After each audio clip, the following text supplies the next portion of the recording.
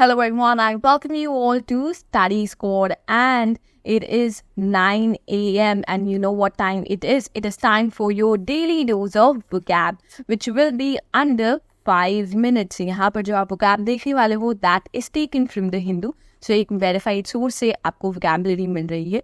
अगर आप किसी भी एग्जाम की प्रिपरेशन कर रहे हो, किसी भी गवर्नमेंट एग्जाम की प्रिपरेशन कर रहे हो basically, so this session becomes very important for you guys. ये सेशन हर रोज आता है, so make sure you subscribe to our channel. And अगर आप देख रहे हो तो थोड़ा लाइक बटन पे एंड कमेंट बटन पे थोड़ा सा प्यार आप डिस्प्ले कर दीजिएगा, so that it gives us the motivation to keep on continuing this particular series for you guys. With that being said, let's start the session और आ जाते हैं आज के पहले वर्ड पर. The first word to today is genocide. Genocide आपने बहुत ज़्यादा देखा होगा न्यूज़पेपर में because of the current situation जो आपकी चल रही है of the wars.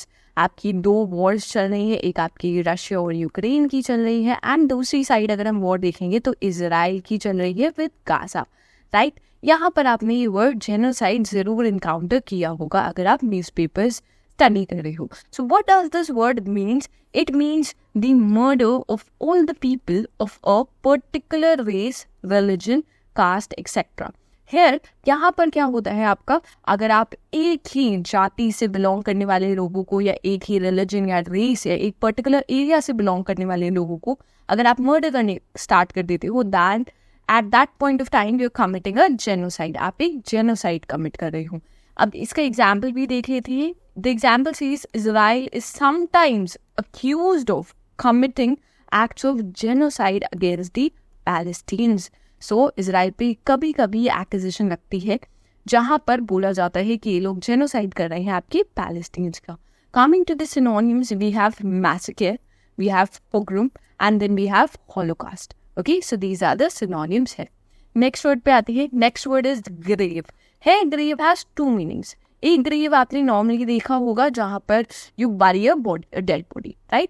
दूसरा जो आपका ग्रेव है जिसका मीनिंग हम यहाँ डिस्कस कर रहे हैं, this word means something serious और of a great importance. So you can use this word in your local language also. Okay, आप अपनी करंट की जो आपकी वोकैब है वहाँ पर भी आप यूज कर सकते हो. Instead of using the word serious की प्रॉब्लम बहुत ज़्यादा सीरियस है, you could use the word it.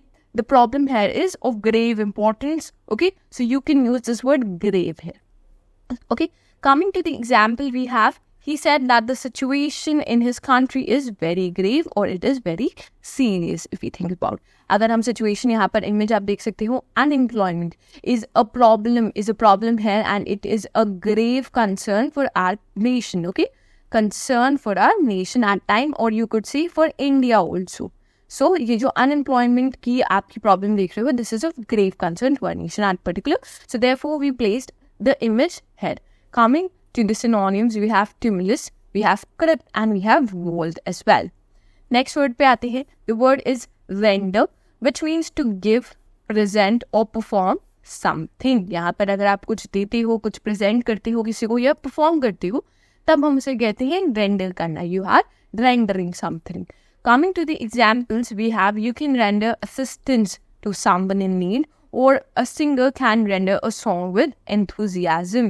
They can perform a song here and you can also render, means you can give an assistance to someone in need. अगर आप share करते हो session go to all other people or your friends that are preparing for the same, then आप उन्हें render कर रहे हो एक helping hand in their preparation. Coming to the synonyms, we have words like offer, give and supply. Simple words है.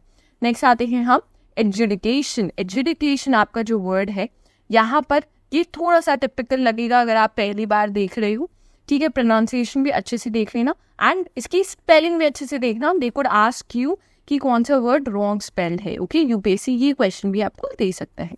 Coming to the meaning, we have process of resolving a dispute or the judgment or decision that is given as a result of that process. It can also refer to a legal ruling or judgment. एक legal ruling या judgment के time पे भी आप use करते हो जब आप किसी dispute को resolve करने की बात करते हो या judgment आता है किसी particular matter पे, उस टाइम आप ये word यूज करते हो. Example पे आ जाते हैं. This is the board will adjudicate claims made against the teacher. So they're going to judge in that and they'll give you the final verdict on that. Coming to the synonyms, we have verdict, decision and ruling. Next word पे आते हैं. Next word is halt. Okay, halt आपने बहुत बार देखा होगा, सुना भी होगा. It's a simple word. It means to stop, to cause something और समवन टू स्टॉप मूविंग और डूइंग समथिंग.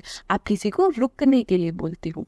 एग्जाम्पल में आ जाते हैं. The project had to be halted due to lack of funds. So because of lack of funds आपको project वहाँ पर hold करना पड़ा, होल्ड करना पड़ा. अगर देखो ये आई डोंट वांट टू से इट, बट अगर आप थोड़ा सा सेशन को और अप्रिशिएट करोगे देन हम लोग भी खुश रहेंगे एंड हमें सेशन होल्ड नहीं करना पड़ेगा. So please make sure to show some appreciation in the likes and the comment box. Okay, coming to the synonyms we have stop, cease and end. Next word पे आती है. This word is incumbent. Okay, this means a person who has a particular office और in position specially as an elected one. अगर हम इनक्यूमेंट की बात करते हैं, सो अगर उस टाइम पर एक पर्टिकुलर पर्सन वो ऑफिस होल्ड करता है या पोजिशन होल्ड करता है, तब हम ये वर्ड यूज करते हैं. Coming to the example we have the incumbent foreign minister is due to resign shortly. जो अभी प्रेजेंटली आपके फॉरेन मिनिस्टर की पोजिशन होल्ड कर रखी है जिन्होंने, वो शॉर्टली रिजाइन कर लेंगे. ये मीनिंग है इसका. यहाँ पे सिनोनिम्स पे आते हैं. दिस आर करंट, होल्डर और present. Next we come to the word sought. Sought आपका सीक का पास्ट टेंस है. ठीक है, सीक जो वर्ड है आप जो यूज करती हो. Coming to the meaning we have to go in search of और लुक फॉर समथिंग. जब आप किसी चीज को सर्च कर रहे हो और you are looking for something, है the picture says that we are looking for a particular goal जो हम सीक कर रहे हैं या सॉट कर रहे हैं at present. Coming to the sentence और the example we have. I think it's time we sought legal advice. Time है कि अब हम legal advice की तरफ search करें and to look into that. Then we come to the synonyms which are wanted, desired or prized. Next word पे आते हैं. This is abetting. Abetting या फिर उकसाना किसी चीज़ को. The meaning here is to help, encourage or support someone in doing something wrong or illegal, especially a crime. जब आप किसी जने को encourage कर रहे हो कि उसे कुछ करना चाहिए, बट आप बेसिकली उसे कोई इलीगल काम करने के लिए इनकरेज कर रहे हो. Mostly your friends also do the same thing, right. Next आ जाते हैं हम on the example which is something that their backing of the movement amounts to abetting terrorism. आप इनकरेज कर रहे हो टेररिज्म को, आप गलत चीज़ को सपोर्ट कर रहे हो. Coming to the synonyms we have assist, aid and support. Next पे आते हैं. This is the word for the day. I hope आप इसका मीनिंग कॉमेंट्स में ज़रूर बताकर जाना. ओके, अगर आपने ये सेशन यहाँ तक देखा.